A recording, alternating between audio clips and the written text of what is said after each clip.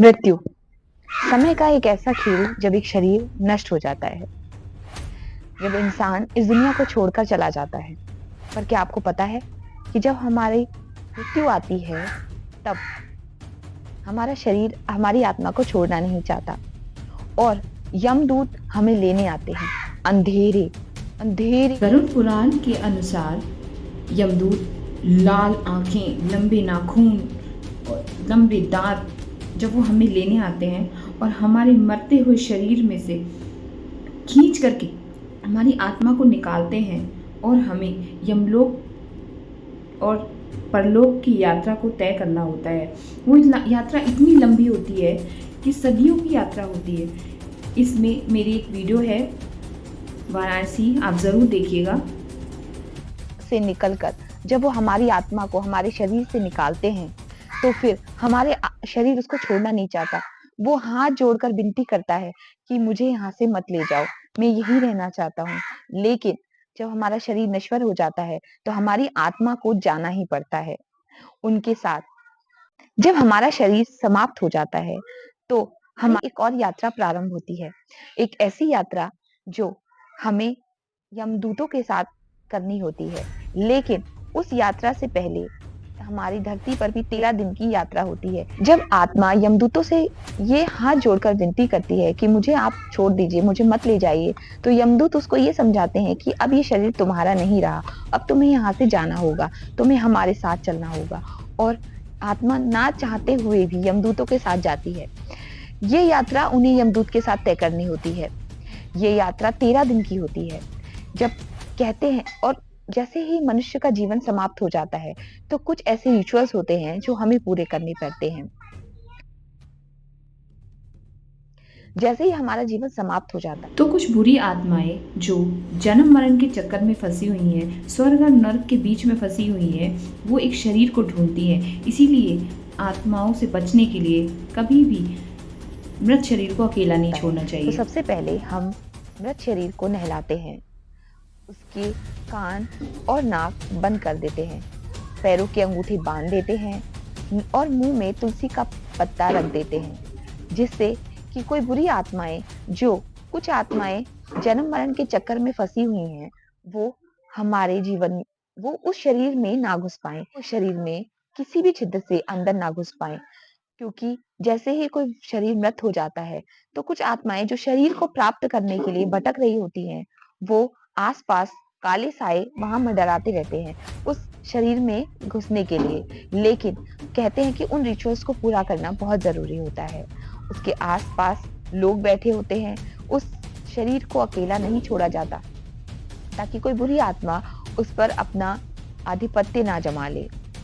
उसके बाद आगे की यात्रा उस आत्मा को ही तय करनी होती है। माना जाता है कि ये सफर 13 दिन का होता है। 13 दिन लगते हैं यमदूतों के साथ उस आत्मा को यमलोक जाने में, जहां पर चित्रगुप्त उस आत्मा का लेखा जोखा लेकर बैठे हैं। इस यात्रा में 13 दिन का जो समय है, कहते हैं कि वैतरणी नदी जो खून से भरी हुई है, वो वैतरणी नदी पार करनी होती है। वो ऐसी नदी है, और उस 13 दिन में उस आत्मा को कुछ भी खिलाया पिलाया नहीं जाता, जिसकी वजह से आत्मा इतनी कमजोर और इतनी थक जाती है कि कई बार तो कुछ आत्माएं उस नदी को पार ही नहीं कर पाती और वो वहीं भटकती रहती है, जिसकी वजह से ना उसको कोई जन्म मिल पाता है, और ना ही जिसकी वजह से ना उसको कोई जन्म मिल पाता है और ना ही वो मोक्ष को प्राप्त कर पाती है। और ये भी कहा जाता है कि जब यमदूत के साथ वो आत्मा जा रही होती है, तो रास्ते में 16 नगर पड़ते हैं। हर नगर पे यमदूत रुकते हुए जाते हैं। इसीलिए धरती पर जो 13 दिन का जो हम शोक मनाते हैं, 13 दिन तक जो हम पिंडदान करते हैं, 13 दिन तक हम जो भी रिचुअल्स फॉलो करते हैं, वो जो भी कुछ हम आत्मा को अर्पित करते हैं, वो सारी चीजें उस आत्मा को प्राप्त होती हैं। और जब वो प्राप्त होती हैं, उसी को खाकर आत्मा आगे का सफर तय करती है। तो इसीलिए कहते हैं वो रिचुअल्स को हमें बहुत अच्छे से फॉलो करना चाहिए। कुछ जगहों पर तो सर मुंडवाने का भी रिवाज है। सर मुंडवाते हैं, हमारे घर किसी के घर में अगर कोई शोक हो जाता है तो लोग का आना-जाना लगा रहता है, ताकि उस घर साथ में मिल बैठकर बातें करते हैं। जब कोई व्यक्ति आपके घर से चला जाता है और उसकी मृत्यु हो जाती है, तो खिलाते हैं, पिलाते हैं, उसको नहलाते हैं, उसको धुलाते हैं, उसका ये सब करने के बाद जब हम उसे आखिरी अलविदा करते हैं, तो फिर ये हम मान लेते हैं कि वो व्यक्ति हमें छोड़कर चला गया है। जब हम ये रिचुअल्स फॉलो करते हैं, जब हम किसी मृत शरीर को जलाते हैं, जब हम उसे श्मशान घाट पे ले जाते हैं, तो वहाँ पर चंदन की लकड़ियों से उसको हम उसका अंतिम संस्कार करते हैं। पंडित आते हैं, सारे रिचुअल्स फॉलो करते हैं, सारे मंत्र जाप करते हैं और फिर उसको घर का बड़ा बेटा या फिर घर का कोई संबंधी उसको चिता को अग्नि देता है और उस चिता की अग्नि को हम ये मान लेते हैं, क्योंकि हमारे जो प्रियजन होते हैं वो इतने हमारे से लगाव होता है कि वो ये चीज़ मान नहीं पाते कि हमारे साथ में जो व्यक्ति था वो हमें छोड़कर चला गया। तो इस प्रक्रिया से हम ये मान लेते हैं कि हमारा प्रियजन हमें छोड़कर जा चुका है। जैसे ही वो जब चिता की अग्नि जलती है और चिता की जो राख होती है, उसको उस राख को भी गंगा में बहाया जाता है। गंगा में बहाने के पीछे भी एक छोटी-सी कहानी है। माना जाता है कि महाभारत के टाइम पे एक सागर नाम का राजा था, जो बहुत ही शक्तिशाली और बहुत ही महान था। उसने कहा जाता है कि अगर हम कोई अश्वमेध यज्ञ करते हैं, तो एक अश्वमेध यज्ञ में एक घोड़े की बलि देनी होती है। उसने 100 अश्वमेध यज्ञ करने की ठानी। कहते हैं कि 100 अश्वमेध जो यज्ञ कर लेगा, वो इंद्र के सिंहासन पे बैठ सकता है। उसने 99 अश्वमेध यज्ञ हो गए।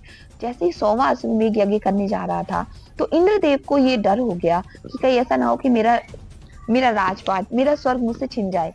तो उसने उस 100वें घोड़े को कपिल मुनि के आश्रम में छुपा दिया।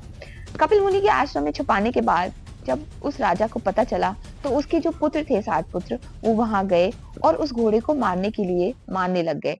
जैसे ही वो मारने लगे तो कपिल मुनि बड़ा क्रोध में आ गए और उन्होंने उन 60 पुत्रों को भस्म कर दिया।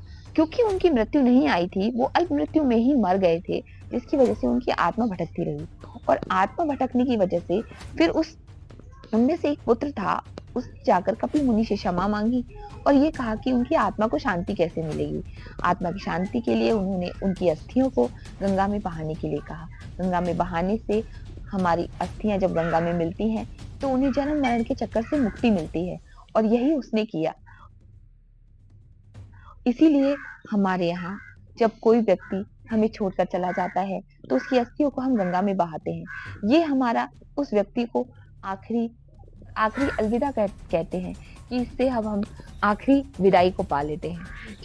जैसे हम अपने बालों को दान करते हैं और कुछ समय बाद जब हमारे बाल वापस आ जाते हैं, हम उस शोक से निकल चुके होते हैं।